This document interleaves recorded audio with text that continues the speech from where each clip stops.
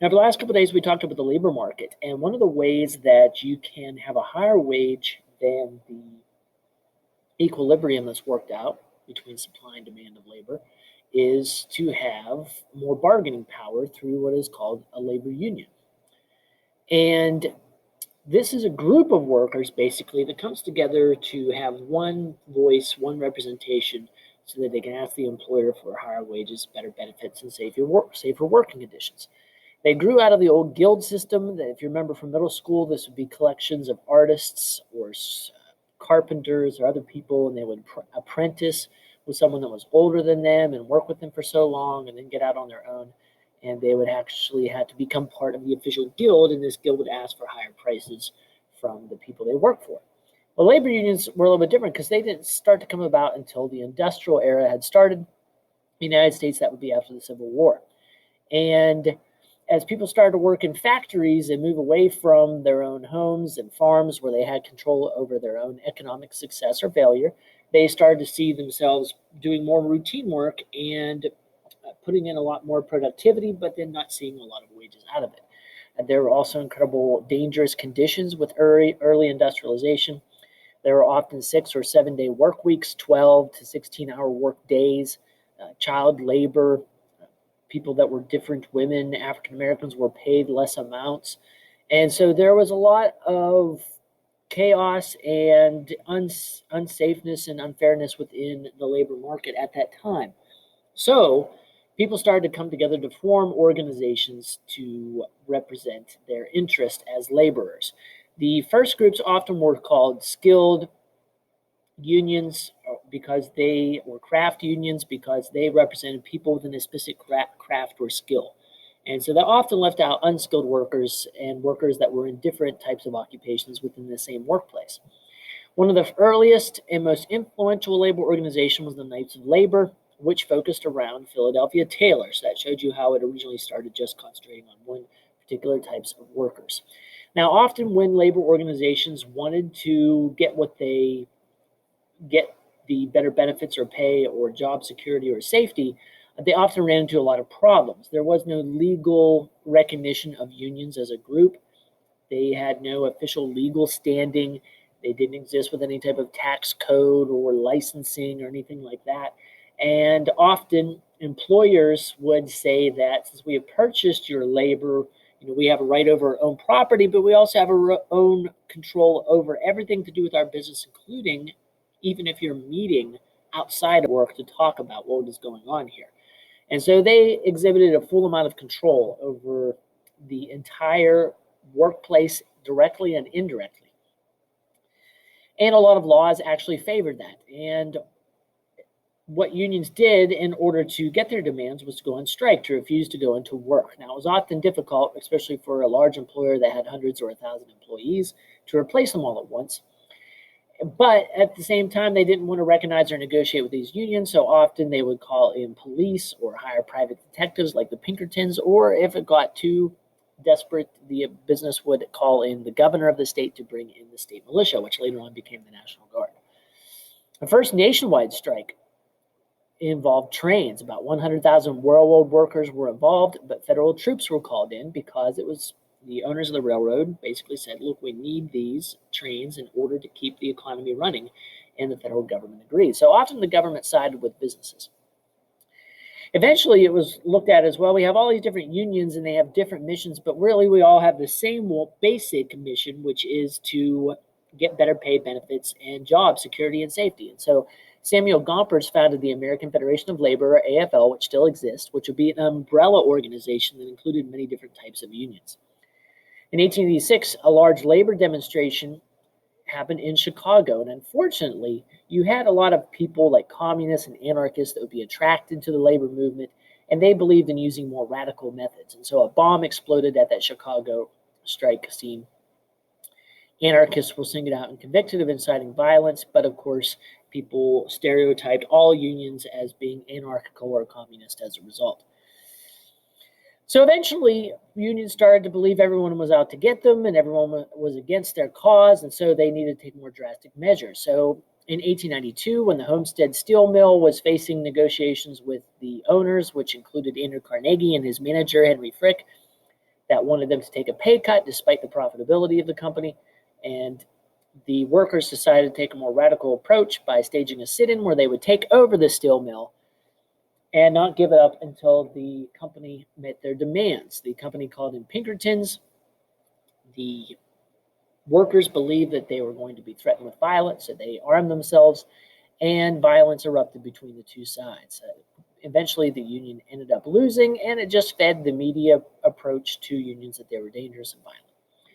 In 1894, the Pullman strike occurred, involving 40,000 railway workers, and once again, it erupted into riots and violence.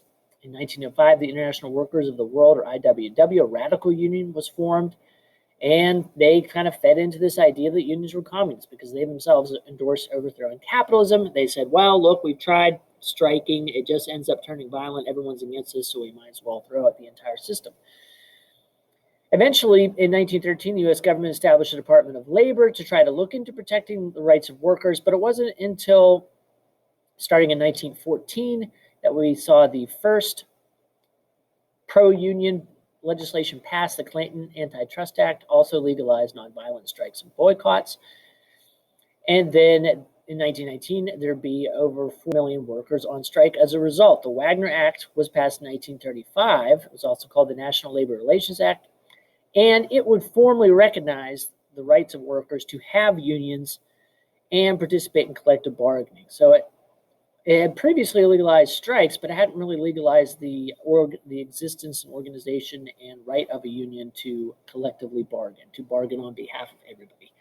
In 1935, John Lewis would form the Congress of Industrial Organizations, or CIO, because he felt the AFL represented too specific of skills, where the CIO would represent all workers. Eventually, these two organizations would join again in the latter half of the 20th century, early 2000s, becoming the AFL-CIO. So, because of these pro-worker rights, and another one that's not on that table on the left-hand side would be the 1938 Fair Labor Standards Act. It made child labor illegal. It established a minimum wage. It set up a 40-hour work week. So many would say maybe it's time that we no longer have unions. But even after that, obviously, there are some businesses that will only pay at the minimum wage and no more. There are businesses, even though we have a 40-hour work week, they can work you more hours as long as they pay you time and a half, 1.5 times your regular pay. So some people still work an inordinate amount of hours. And plus, they're new types of work that involve dangers that we might not have thought of before, like those involving chemicals, for instance. And so because of these conditions, and because wages don't keep up, and because of new issues like growing healthcare costs, unions continue to exist. And it wouldn't be until the 1940s that would gain some of the greatest amount of strike, making up a considerable percentage of the workforce. The high point would be around 35%. So over a third of the labor force belonged to unions at one point in time. During World War II, the government was concerned about inflation because of all the spending and the fact that almost everyone was employed. They were concerned about the economy heating up too much. And so they asked labor unions to not go on strike and ask for higher wages. Many of them obliged, not all of them did. And then after the war was over, there was a whole slew of strikes because those labor unions were saying, hey, all these companies made big profits during the war, where's our share? And because of this wave of strikes, eventually in the 40s, you would start to see anti-union legislation, particularly the Taft-Hartley Act, which would restrict unions' ability to get involved in politics. And it would also allow states to pass right-to-work laws, which basically say you can have the right not to belong to a union, but you get all the same rights and benefits as a union member. So, of course, this encourages, some say, for people to drop out of the union. And once you get over half of the union dropping out, then there's a new election held. And if the majority vote not to have a union, then it goes away. And then the employer cuts the wages and gets rid of benefits. And so many people say that on one hand, it allows the people the freedom whether or not to join an organization. On the other hand, many people say it weakens unions and gives the upper hand to employers. So some pros and cons of unions, as you can see on the right-hand side. Let's look at the disadvantages first. In the competitive labor markets, unions push for higher wages above the equilibrium. This causes more people wanting to enter the workforce, but not enough jobs for them, which leads to unemployment. It creates cost push inflation. If they push up wages enough, it then causes the firms to raise their own prices for consumed products. Time and productivity can be lost when there are strikes, obviously. People are not being productive when they're on strike. It leads to confrontation because you can have tension build up between the union members and the employers. And in a new economy that's most technology-based, where there's a lot of part-time employment, for instance, or employment that changes from year to year, it's difficult to keep workers around to have them basically make a union in the first place. And so many argue that unions become less relevant. And some people also say they're less relevant because there are labor laws that help protect some of the rights that they fought for. Some advantages would be that they counterbalance the monopsony. And you might wonder, what is a monopsony? That sounds like monopoly. Well, a monopoly is when there's one seller. A monopsony is when there's one buyer. And so you might say, but there's lots of union members. But we're not talking about the union members. They're not the buyers. They are the sellers. They are selling their labor. The buyer is the actual workplace. And since the workers, there are a number of them in this, and they might join the union, there is only one buyer of their labor. And so that creates some of the same problems when you only have one buyer in particular. They have an advantage because people over the long run are willing to supply their labor no matter what the price. So if all employers everywhere said we're not paying any more than $2 an hour, eventually when they run out of money or food, they're going to have to go to work and work for that $2 an hour. So employers know that, and they have a greater advantage. But a union gives them a counterbalance of that because it takes all of these employees and organizes them into one. So you basically have a monopoly of labor power versus a monopsony of buying of labor power. The unions also represent workers. For instance, if someone is fired for no reason, maybe the boss just doesn't like them, they like their opinions, or they go to a different church than the boss, or maybe they went hunting together and the worker shot the buck that the boss wanted, or some kind of ridiculous reason. Or even if it is a good reason for firing a person, you have to go through a process. Here it's called a tribunal, but it's more like a hearing where the employer and the employees come together, and the employees are represented by the union. It's called a grievance procedure, and they both provide evidence of why or why not this person should be dismissed.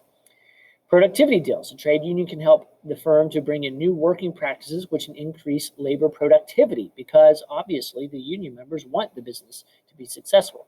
And cooperation. Unions, in theory, can help bring workers closer to management and represent interests. So if you have a good leadership team, then that can decrease tension and the two organizations can work together. And the efficiency wage theory states that the higher wages increase motivation and productivity for workers. So if people know they're getting a good deal, they're going to work hard. So those are some advantages and disadvantages of labor unions.